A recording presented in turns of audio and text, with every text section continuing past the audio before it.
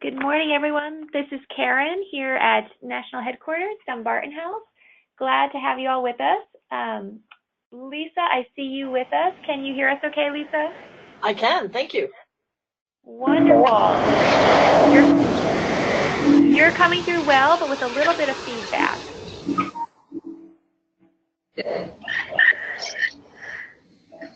And good morning, Karen Buckley and Catherine Kamek. Oops, we do have a little bit of feedback. Let's see, I'm going to go ahead and mute folks and see if I can isolate where the feedback is coming from. Karen Buckley, let's try you. Can you hear us okay, Karen? Yes, I can hear you. Wonderful, and I'm not hearing any feedback from you, so that's great. We're a small group this morning, so I'll keep you unmuted. There'll be some time where you'll be able to ask questions, and it can be much more of a discussion than just a straight presentation, since we have such a nice small group this morning. Thanks for joining us so early. Catherine, let's see, how are you doing? Can you hear us okay? I can. Good morning. Good morning. Catherine, I hear a little bit of feedback off your line, so I might go ahead and mute you or ask you to mute yourself and then just unmute when you have a question. I will mute it right now. Thank you. Thank you so much. Glad to have you with us, Catherine. Let me see if I'm hitting the right button. Yeah, it's the little one that looks like a microphone or a telephone. There you go. Perfect. Thanks so much, Catherine. Okay, Lisa, and I'm unmuting you again. Lisa, let's see how you're coming through. Hi, Karen. Any feedback? Wonderful. No, not at all. You are loud and clear. That's perfect. Ladies, thank you again for joining us. We are expecting one more volunteer, Mimi Hurst, to be with us this morning, although I think she was a little bit uncertain on whether she'd be able to join for the entire session or not. So we will look to kind of fold her in when she's able to join us. I might pause for just a second and check to make sure that she hasn't sent an email in to me, and I'm not seeing one. So what we'll do is we'll go ahead and I think get started, and then when Mimi joins us, we'll just catch her up and join her in to the session. So thank you all for being with us this morning. I'm going to go ahead and advance the slides. So your screen should now be changing. And we'll walk through briefly who's on the call and a little bit of an introduction. This is me, Karen, glad to be with you all. We also have here in the office Christina Ports with us. Good morning. And Christina is our Associate Director of Development working in support of the campaign and our other fundraising efforts here at the headquarters office. We have Lisa Bennett with us. She's our campaign counsel, and she's joining us from the West Coast bright and early this morning. Lisa, thanks for being with us. Sure. And then we have you all volunteers working on our national board insider outreach effort for the campaign. Karen Buckley from Ohio and Catherine Kamek from North Carolina. So ladies, thanks for joining us. If Mimi is able to be with us, she'll be joining us from Arkansas. So wonderful. And then I'll walk through a little bit of the agenda and before kind of turning it over to Lisa for the bulk of the training this morning. If you can't hear or if you have any questions along the way, again, we're a small group, so please pipe up at any moment. We'll go through a short overview of the comprehensive campaign in general. We'll talk through the campaign plan and timeline, and specifically the Insiders Initiative that y'all are helping us with. And then the bulk of our time together will be focused on tips on having a solicitation call. We'll have plenty of time for Q&A throughout and at the end, and can even take some time to show you where different resources are online and look at the different materials that you have to prepare for your work on this effort with the Insiders National Board members for the campaign. So that's our agenda for today. Any questions before we get started? No. Okay. So thank you. We'll start with then a brief overview of the campaign. And ladies, you may be pretty familiar with this already, so I won't spend a great deal of time. But again, please pipe up if you have any specific questions or want any more details. The campaign is focused on our society, our home, and our legacy. And there is a total goal of $10 million over about 3 years. of which we're focused on raising about $3.055 million toward our society, about $3.8 million for our home, and about $2 million in legacy or endowment goals as part of that $10 million effort. And this is a comprehensive campaign, so not just dealing with capital.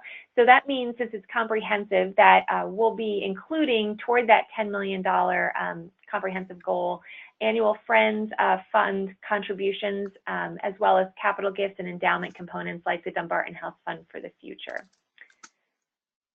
Donors absolutely can designate their gifts for various campaign priorities, and many donors are already splitting their gifts between Dumbarton House Friends giving as well as capital or endowment components.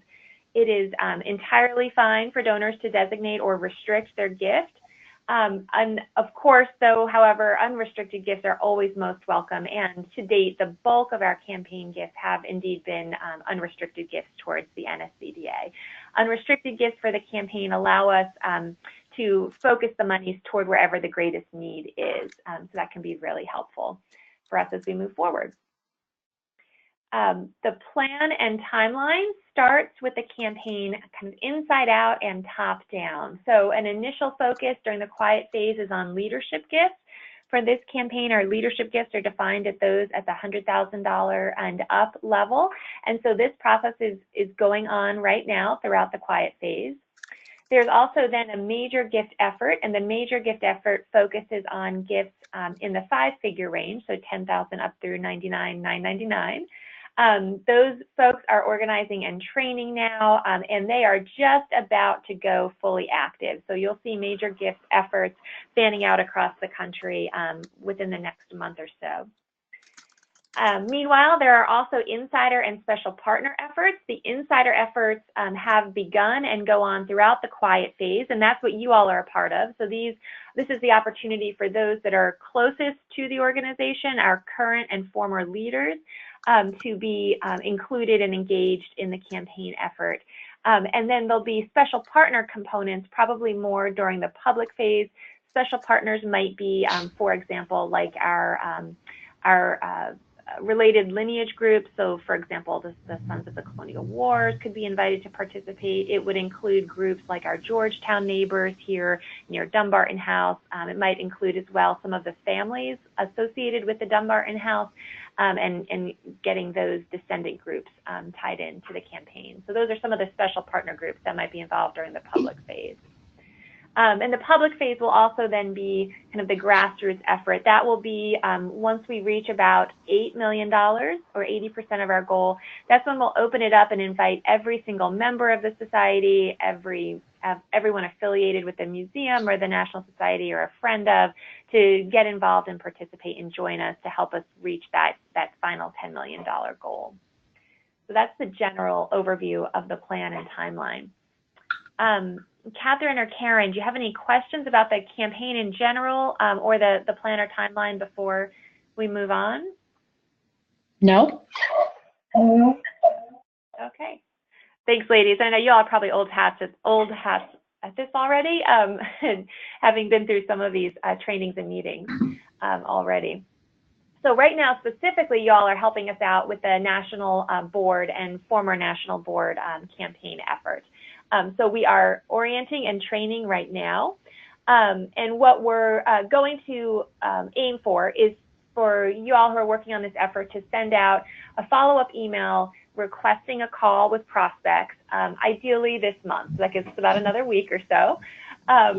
And then to place solicitation phone calls for these prospects in September or early October, the goal being that by the time we get to biennial, we will have touched all of our current and former national board members, this group of insiders, before we come together in person at biennial.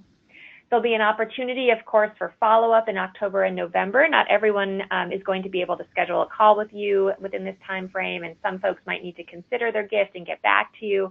And so we fully understand that, and so we're looking at October and November as the opportunity then for follow-up with the prospects.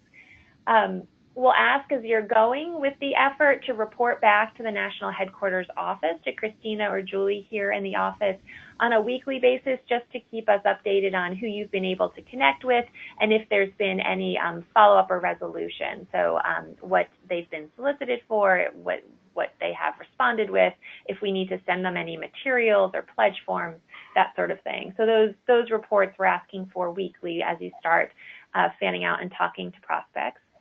And then our goal then is to have a report on how this insider effort has gone when the campaign steering committee comes together, both in a meeting and then to report out during biennial. And of course, biennial is coming up October 18th to 22nd, 2018. So that's our timeline for this specific effort. And we recognize, of course, also, as you all probably realize, that we will have some new officers and national board members that'll be installed at this biennial meeting in October. So there may be some additional national board members that we'll be looking to add to our solicitation effort following the meetings. Since they're brand new, we have not yet added them to our prospect list, our solicitation list for this summer and fall. As we go, there's a variety of support materials that are available for y'all. We have the campaign case statement, brochure, and a mini case. And these are all available in PDF form on the campaign toolkit, which is on the NSCDA website. And I'll pull that up in just a minute to show it to y'all. As you're meeting with or scheduling meetings with prospects, if you'd like to have any of these in hard copy to share with the prospect, or if you'd like any of them sent to the hard copy in advance of or following up to your calls with the prospects, please just let us know here in the office and we can get you hard copy of any of these materials. We also have pledge forms, and the pledge forms themselves, there is a draft of this or a pledge form on the toolkit. These are to be used after the prospect has decided how much to give, so we don't want to send this after an inconclusive phone call. And I know Lisa is going to touch on some specific advice around the pledge form a little bit later in the presentation. Lisa, did you want to add anything to that at this point? No, I can speak to that later. That's fine. Okay. We have note cards for thank you notes along the way. So as you're scheduling appointments and folks schedule time to meet with you, and then after they potentially commit to the campaign, of course, you'll want to be, thanking them for their time and then thanking them eventually for their gift. And so we can send you stacks of note cards so that you can send those personal thank yous out as well as you go. And then the campaign toolkit itself, which is on the NSCDA website. And I'll go ahead and break from the PowerPoint here for just a second to show you the toolkit itself. If you go to nscda.org, which is pulling up now here on the screen, and let me see if I can make that a little bit bigger for y'all. Okay. Up in the upper left-hand corner, there's a member login. And so, as I'm sure you both are familiar with, you log in using history and future as the username and password, and then that'll bring you to the member section. Now, we don't have the campaign toolkit linkable for the general membership, and that's on purpose. This material is meant for you all as volunteers, but right now, while we're in the quiet phase, this isn't meant to be a place that just anybody can get to. So you're not going to be able to just link to it. The easiest thing to do is up here in the search bar, type in the word toolkit and search. And then the very first option is the Comprehensive Campaign Toolkit for Volunteers. And that's the page that you want. You can also use the direct URL if you want. You can bookmark that. But again, it's purposely not linkable for just anybody. And on the toolkit, we've got a variety of material for you to prepare you for meeting with prospects and potentially if the prospects themselves need additional information or follow-up. Up at the top are various background materials related to the strategic plans from which the campaign came, various reports that have been given about the campaign so far. The full donor recognition plan is included here. And then our annual report and our newest annual report is going to be updated here in just later today. There's also some articles here that might be useful to you. One about fostering an abundance mindset within the organization, or a culture of abundance. There's information about the tax law changes and the 5 I's of development.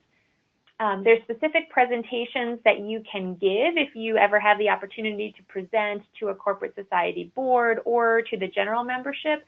The first presentation is specifically intended for state society boards, and then the second is just a general slideshow about the legacy of the NSCDA, a bit of history.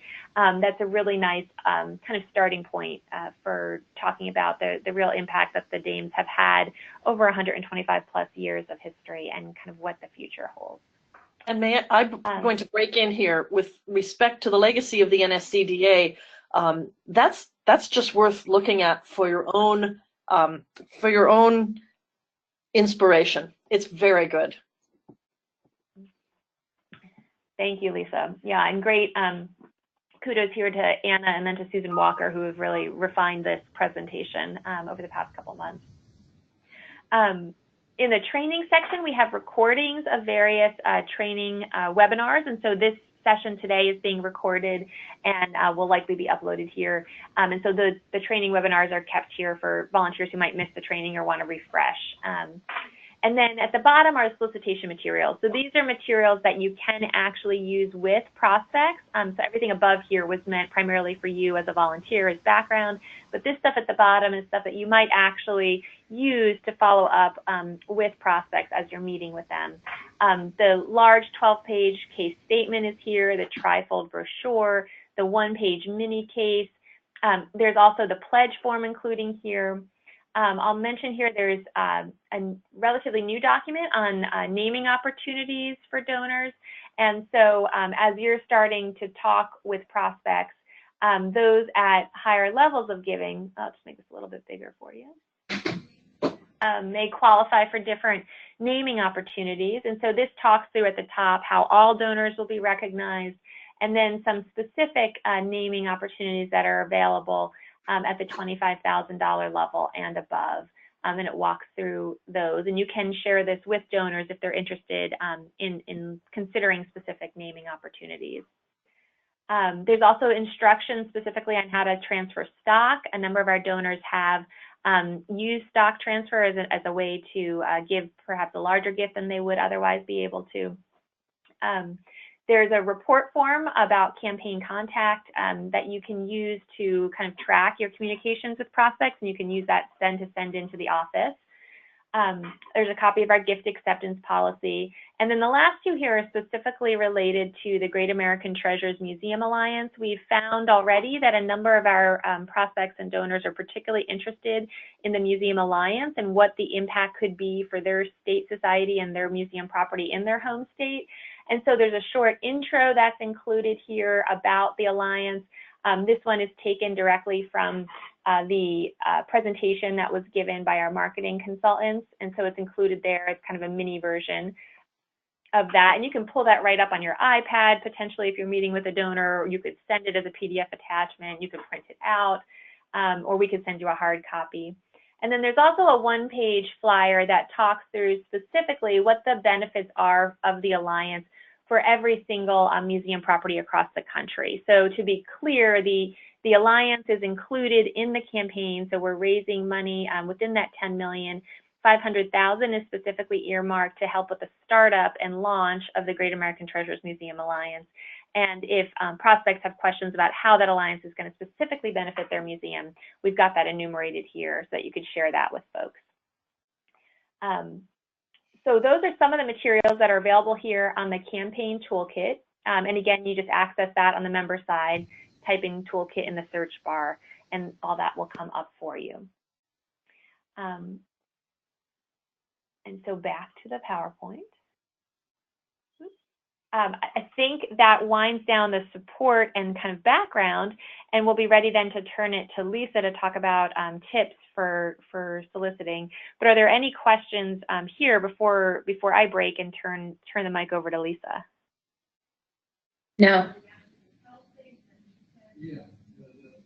Thanks, ladies. Well, Lisa, I will now turn it to you to start holding the conversation. Okay, thank you very much, Karen. That was a good overview of the campaign and the materials available. You will be contacting people who have been or are very close to NSCDA. So this should be not too hard to get the conversation, to get the appointment. But that being said, don't procrastinate. Go ahead and get your stuff together, set aside other distractions, and get on the phone. In my experience, it is much easier actually to ask somebody for a gift in person than it is to actually get the appointment. And when I say easier, I mean we find it easier because when we're in the appointment itself, it's a conversation, and it's a pleasant conversation. But actually picking up the phone we find difficult because there's so much at stake. They might say no. But we know it takes a while to get through to people. So you might even start, if you know the people whom you will be approaching, you could start with an email. Say, I'll be calling you to find a time when we can talk, because then at least they're alerted to the fact that you're going to be calling them to find a time when you can talk. Okay. Rest of this slide is just normal telephone stuff. Okay. And the next slide says, but is this a good time to talk? When you do get on the phone, it's always good to ask, what's going on? No, I'm right in the middle of making dinner, or no, I'm waiting for my daughter to call, or, we have a workman coming soon. Then it's not a good time to talk. So you want to find out when it's a good time to talk. If it's not, then set a specific time to talk shortly after this phone call. So get it set specifically. Don't let the person say, I'll call you back. Okay, next slide. So, of course, start by saying thank you. The important thing is that they have been leaders, or they currently leaders of NSCDA. And so they have a really good perspective of what the benefits that NSCDA offers to the members and why the organization is important to our country as a whole. What I'm asking you to do here is, after you've thanked them for their service, get them talking about that unique perspective and get them talking about the positive aspects of NSCDA. This helps set the stage for talking about the campaign a little bit later. So this is them talking. These are open-ended questions. Here's another open-ended question. What else do you know? What do you know about the comprehensive campaign? What are your thoughts? Did you get a chance to read the letter? Is if you send a letter ahead of time. That's up to you. But the idea is get them talking.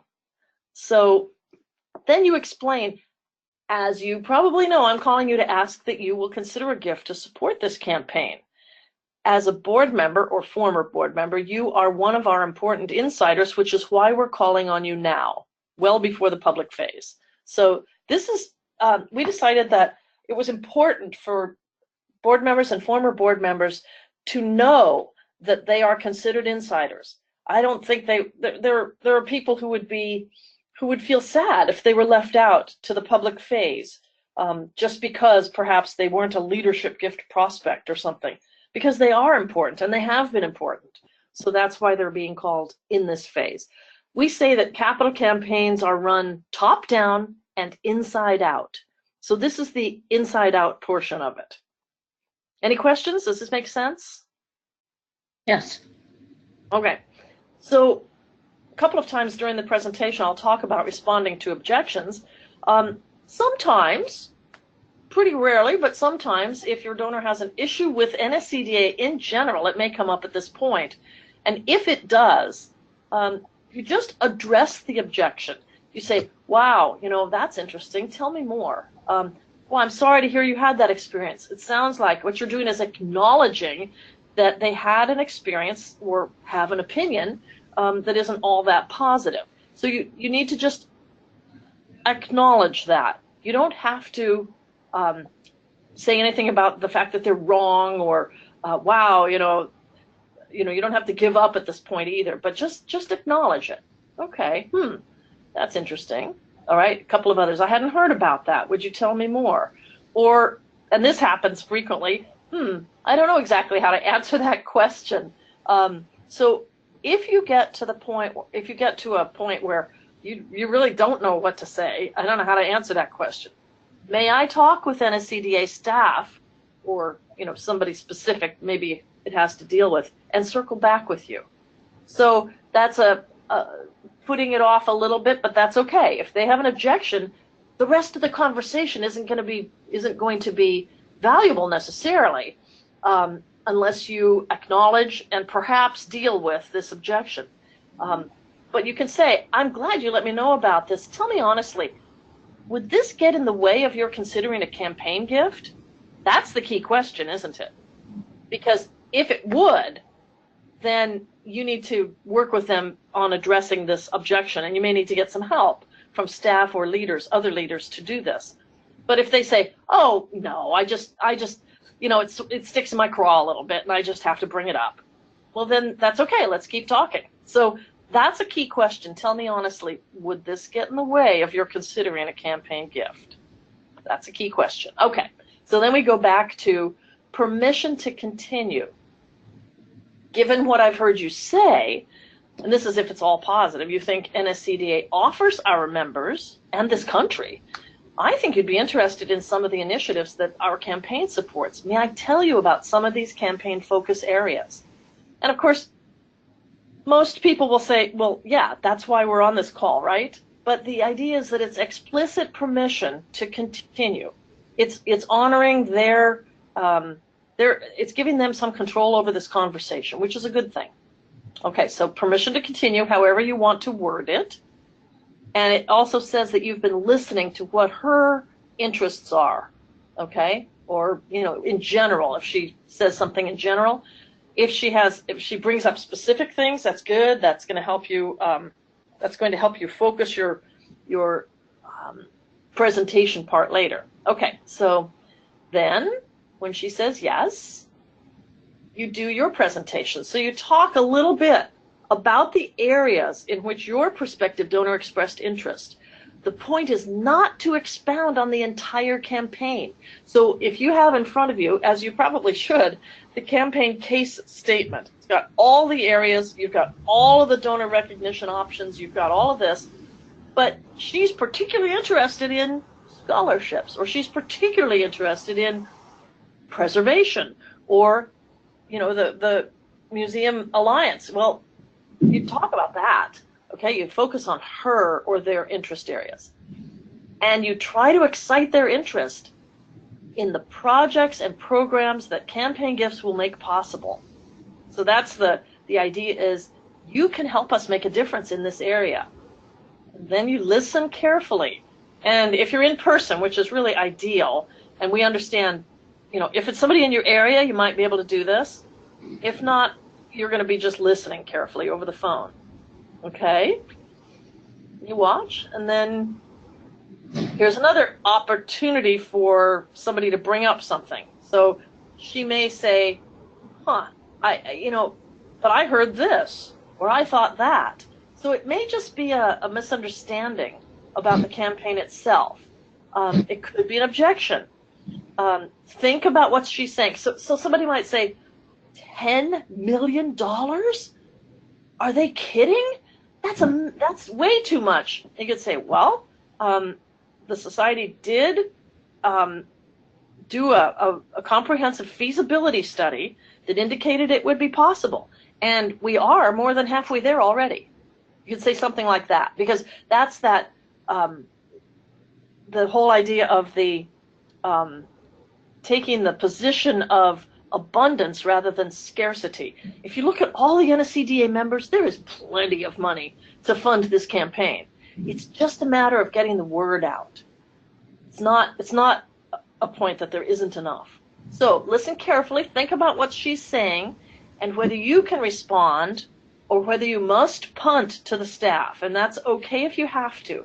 But there may be things that you can certainly respond to. You can actually speak from your own experience with NSCDA. Wow, that's not been my experience. This is how it's been for me. Or if it's just a misunderstanding, you can say, I see I didn't make it clear that the Museum Alliance Great American Treasures is included in this campaign, or that the friends gifts that you make are included in this campaign. So, it's not always clear to people what a comprehensive campaign is. So sometimes you will need to get more information at a certain point, but you even could proceed with permission. So then you go for the next slide, and you get permission to continue again. Given what I've told you and what you've learned about the campaign, is this something you would be willing to support personally? That's just the general question. And that's, that may be yes, it may be I don't know yet. If it's yes, may I make a proposal for your consideration?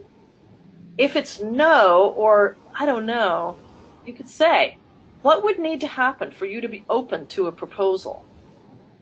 Is there information I can give you, or do you need something from somebody else? So you're trying to keep the door open here, even if they say no or maybe. And it's unlikely they're going to say no, but it's possible. So you try to get permission to continue at this point. Then you continue with the conversation. And you can honestly say that her commitment is going to help this campaign be in a strong position, because it's important for morale that all visible leaders pledge. It's just really important. And that's at whatever level, and it depends on whom you're asking. But you can say, what I'm going to ask you will be more than you usually give, but this campaign is just not business as usual. So that's okay. That puts them on alert that they're going to hear a larger number than they may expect. And when you get your background information on the prospects, it will, I think, Christina, correct me if I'm wrong, I think it does include a suggested asking amount. And this asking amount can include their friends' gifts for a period of years. Yes. Okay. Next slide. So you can even say it's not business as usual, but you can also say, and we're not looking for your answer today. And then all of a sudden, the defenses that have gone up, the emotional protectionism is gone. It's like, oh, I don't have to give an answer today. Then you speak from your own experience. I'm making this campaign one of my top charitable priorities for the next couple of years.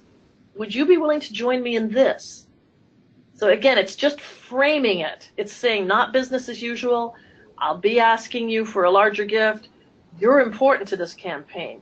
Your support is important to this campaign. All of those kinds of things frame the ask. They set the stage.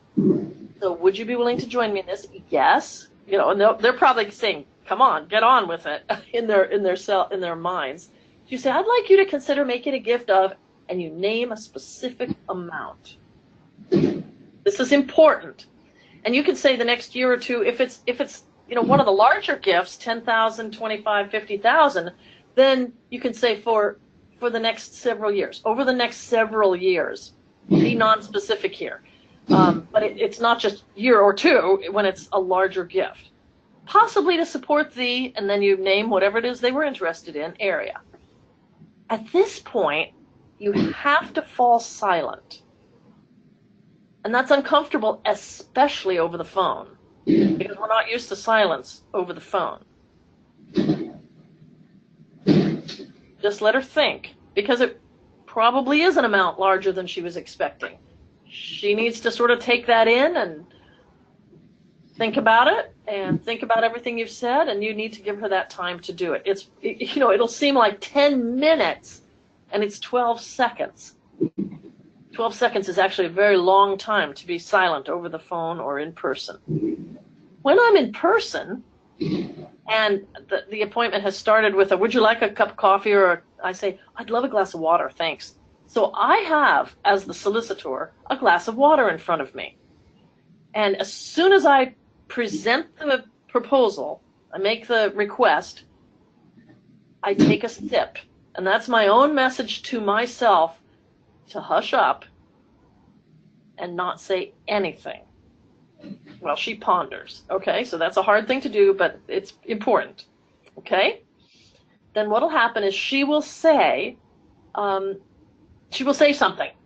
If it's an objection, like, whoa, that is, that's a lot more than we were considering. Say, if we could help you find a way to make that gift at that level, would you be interested? Because she may be thinking, I don't have that in my checkbook. I don't have that much ready cash. But would it help if you could split that amount over 2 or 3 years, or even up to 5 years? All of a sudden it looks very different.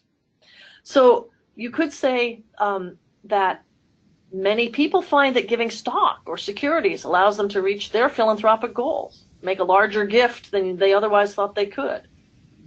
And remember, we can include your regular annual gifts in your campaign pledge. Okay, so those are all things that need to go into the mix. Now, I'm going to go back to the slide before. Can you do that for me, Karen? When you say on the second bullet point, I'd like you to consider making a gift of X, you will have information about what they normally do on an annual basis. And you can even say, if it's something pretty generous, you can say, now, you've been giving X amount to the Friends each year. We'd like you to increase that to X plus something, whatever it is. If you've been giving $500 to the Friends, we'd like you to consider increasing that to the $1,000 level for the next 5 years, and add an additional whatever it is, $3,000 a year for the Museum Alliance or the preservation or the whatever it is that she's interested in, for a total of $4,000 a year over 5 years. So that's called building a gift. When you start with an amount that's close to what she's used to. She's used to doing 500, increasing that to 1,000 is probably going to be possible. Not always, but probably. So you build a gift from what they're comfortable with and used to on an annual basis to adding the capital portion and talking about it over the 5 years. Instead of just hitting her with the $20,000 figure at the beginning, I'd like you to consider making a gift of $20,000. You can build a gift. So that's another technique. Okay, next slide. So dealing with the objections, talked about this. And then if it's an objection about the purpose or effectiveness, either one, the purpose could be that maybe she wasn't clear, or maybe you didn't hear what she's really interested in. Do you have another special area of interest within the Dames? Maybe something we haven't explored, and then let her talk. So you're sort of going back to the midpoint of the solicitation before you made the ask. And then if it's effectiveness, you can talk about from your own heart. I believe that the success of this campaign will lead to successful implementation of the projects and programs. Now, this wording, of course, is not the way you would actually talk, but speak from your heart and say, wow, the staff and committees do a great job. Sometimes we just have to give a financial vote of confidence and then stay involved to help move things forward. Gee, it just sounds like they're trying to go for money. Well, this campaign is very carefully considered, and it's based in the strategic plan that perhaps you actually voted to adopt. And I don't know, it depends on whom you're asking, but the strategic plan is the driving document for this campaign. So that's, it's a well-considered plan. It's a well-considered campaign. It's not just picking a number out of the air, So I believe that this will work and that it is important and we can do it. That's basically what you're saying, if somebody's not sure. Okay? And this is just if that comes up. So then, if they say yes, wow, thank you for your commitment. And then you repeat what you understand. So, if I understood you correctly, you are willing to give $4,000 a year, with $1,000 for the Friends starting this year, and $3,000 additional for the scholarship fund, or for the, for Dumbarton House, or whichever area they're interested in, or unrestricted, just wherever the need is greatest. So then you, as the volunteer, you fill out a pledge form. Okay, based on this understanding, you've gotten her verbal yes. Oh yes, that is what I'm planning to do starting this fall. Okay, I'll send you a pledge form right away. Would you please sign it and send it in to the office. Are we, correct me here, are we having them send them to Julie and Christina? Yes, sending it Yes. into the office, yes. Mhm. Thank you. Okay. And then if it's maybe, that's the next bullet point, if I need to think about it, you can actually ask, is there anything more that I can tell you that would help you reach your decision? And what you're basically asking for, did I miss anything? Do you need to know anything more from me as a volunteer? What more can I do for you that will help you reach a positive decision? So basically that's what you're saying to yourself. So you say, well, thank you for your willingness to consider a gift. Is there anything more I can tell you now on this call that will help you? Okay, so I understand. And then they say, no, I need to talk to our accountant. I need to look at our, overall charitable gifts, or, whatever it is. You can say, well, I understand it may take a little time for you to reach a decision. And you can even say, it was that way for me too. And that's why I said I was not looking for an answer today. But may I call you on September 20th to follow up? And you've checked your calendar to see that day is free. You give them a week or two, whatever that is. Or they may say, oh, no, we're just about to head out and we're going, on a trek in Ireland. We'll be back on the 20th of September. Okay, so then you're going to be jet lagged. Why don't I call you on the 24th? But you give them a specific date that's going to work for you and ask if you can call to follow up. And then if they say no, you want to find out what no means. Okay, so you don't just go into the thank you for listening and talking with me. You find out. Again, you just gently probe to find out if it's no, is this not the right time? Well, you couldn't have known this, but, Bob's mother is in hospice right now, and we just can't think about it. Oh, totally, I get it, Or, no, wow, that's going to be more than we could even consider. You wouldn't necessarily know, but whatever.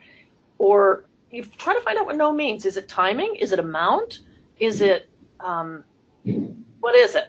But if it's really no, and they agreed to this phone call or visit with the understanding that you would ask, you would say, I understand that you can't make a gift right now, but may we keep you on the list for campaign updates and then perhaps contact you again in 6 months, 3 months, 12 months, whatever it is. So keep the door open. Find out what no means and then keep the door open. Does that make sense? It's not impolite. It's not impolite to probe and find out what no means. So finally, keep the next steps in your hands. That is, you work with them to find an agreed upon date. You make the follow-up call. You send the pledge form with the agreed upon gift, and you don't send the pledge form before there's agreed upon gift. And you send a thank you note. Okay, and then you report your results to Julie and Christina. So this is, you keep the initiative in your own, you keep the initiative until that pledge form is actually signed and in the office. Okay, so you keep on top of it. It's still your prospect. While they think, while they need questions answered, so here's some people can be contacted for questions. You maintain the responsibility for the solicitation until it's closed one way or the other. They decide they're not going to do anything, or they decide what they're going to do. It's small, or they decide what they're going to do and it's big and it needs some structuring and you need help from the office on that structuring. That's fine. But it's your initiative. Don't let it drop. Okay. Anything else? Any other questions about this? Concerns? I thought, Julia, Lisa, I'll just show briefly the spreadsheets that Christina had sent so that it's clear what y'all have in there. And there's a main sheet that Christina put together, and it shows the various prospects. And as you slide along, and this information then is sensitive, so we ask you please not to forward these Excels or print them and leave them lying around somewhere. But as you slide to the right, it lists you as the solicitor. So this is Catherine Kamak's list. It includes information related to the capacity range. So if the individual were to be able to make a stretch gift, what that stretch gift might be based on the publicly available information that we have about their wealth capacity and their DS rating, which has to do with that screening as well. And then it has a target ask amount there in that last column. And that's based on that capacity screening information as well as what we know about their giving history to us. We also recognize that in many cases you may know these prospects personally and so have an even better sense of what their potential gift might be. So certainly we trust your discretion on this. This is a suggestion, not meant to be something set in stone. And so if you want any more information about their background, please feel free to reach out to the office and Christina can pull together whatever else we have. There's also additional tabs down at the bottom. So there's a tab that lists the donors that are in the category that you're working on who have already given or committed to the campaign. And then there are some that might be also in other lists. So for example, in this case, Catherine had some former national officers who also happen to be identified by major gift volunteers in their states. And so in those cases, just check to make sure you're still the solicitor for those folks. In this case, Catherine still is. There may be some additional volunteers then that we can put you in touch with to help strategize the best way to ask to involve this particular prospect, because by seeing them on a different tab, it means they're involved in some other way in the campaign as well, or have been at least identified by another group. So that's the kind of information that you have there in that spreadsheet that Christina sent you. And as she said in the email, she's available here for any follow-up questions, or if it's unclear, or if it winds up that there's a typo or something's wrong in the phone number or the email, please don't hesitate to reach out.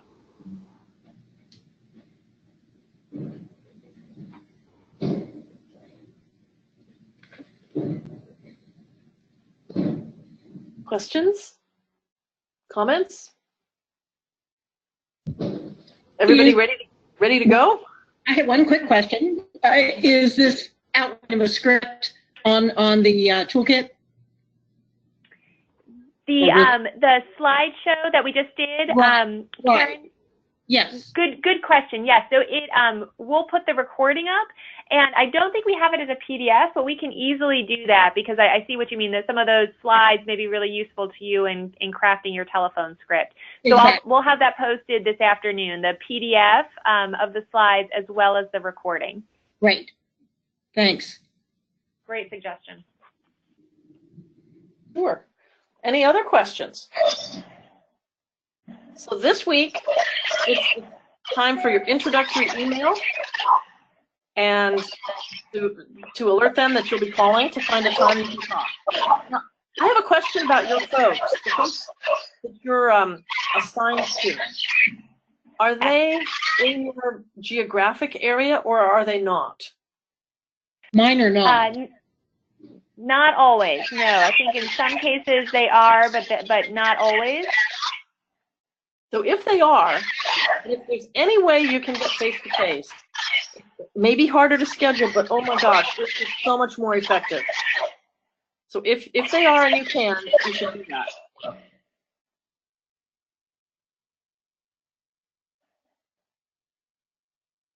Any other questions, Catherine or Karen?